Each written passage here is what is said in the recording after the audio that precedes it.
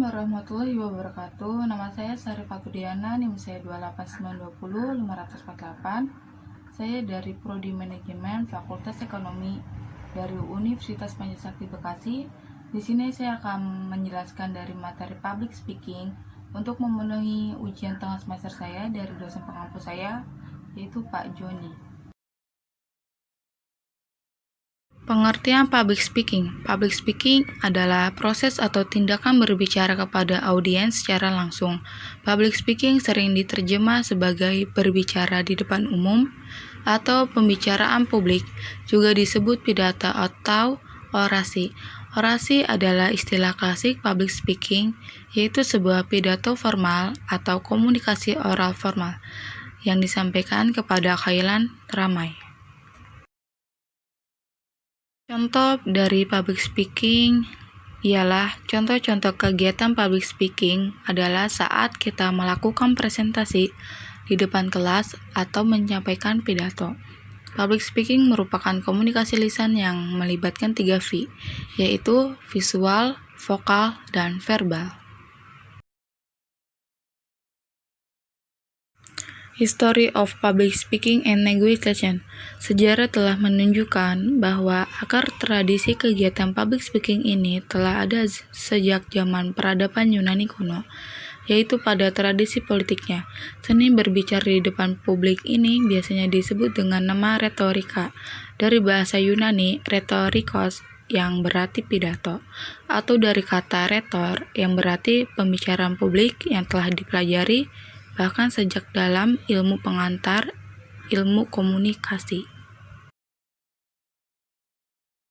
Tokoh-tokoh yang terkenal berbicara atau melakukan retorika pada zaman kuno antara lain adalah Gorgias, Plato, dan Aristoteles.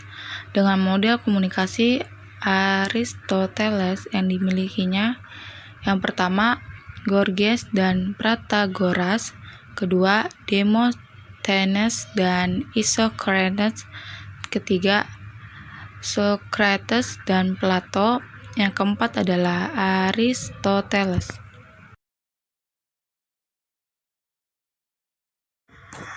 Di sini ada 5 tahap dalam penyusunan pidato, yaitu 5 hukum retorika sama dengan the 5 canons of rhetoric, yaitu 1.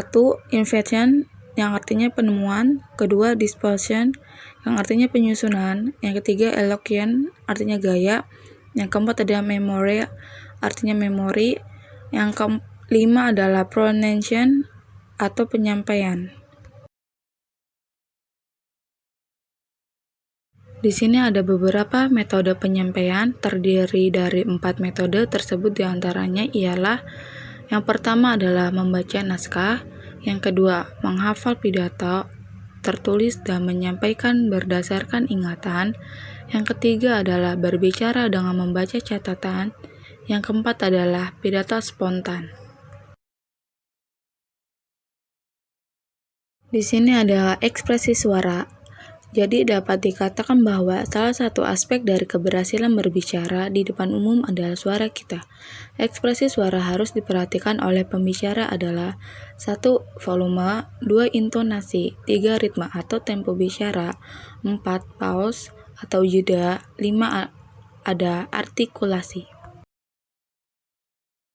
Di sini ada nonverbal. Komunikasi nonverbal digunakan untuk mengekspresikan, mengkomunikasi pemikiran, perasaan, dan emosi, untuk menciptakan dan mempertahankan hubungan dan juga untuk memengaruhi orang lain. Di sini ada salur-salur komunikasi yang harus wajib diketahui untuk komunikasi ialah 1. Wajah, 2. Badan, 3. Bahasa tubuh, 4. Suara. Di sini ada kemampuan nonverbal. Kemampuan nonverbal merupakan istilah yang digunakan untuk menggambarkan kemampuan individu untuk menggunakan komunikasi secara nonverbal secara efektif dan akurat.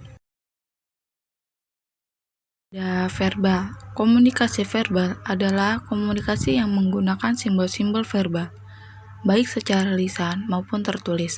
Simbol atau pesan verbal adalah semua jenis simbol yang menggunakan satu kata atau lebih. Ciri-ciri komunikasi verbal sebagai berikut. 1. Disampaikan secara lisan atau bicara atau tulisan. 2. Proses komunikasi eksplisit dan cenderung dua arah. 3. Kualitas proses komunikasi seringkali ditentukan oleh komunikasi nonverbal. Mungkin cukup sekian dari saya, kurang lebihnya wabillahi taufiq walhidayah. Wassalamualaikum warahmatullahi wabarakatuh.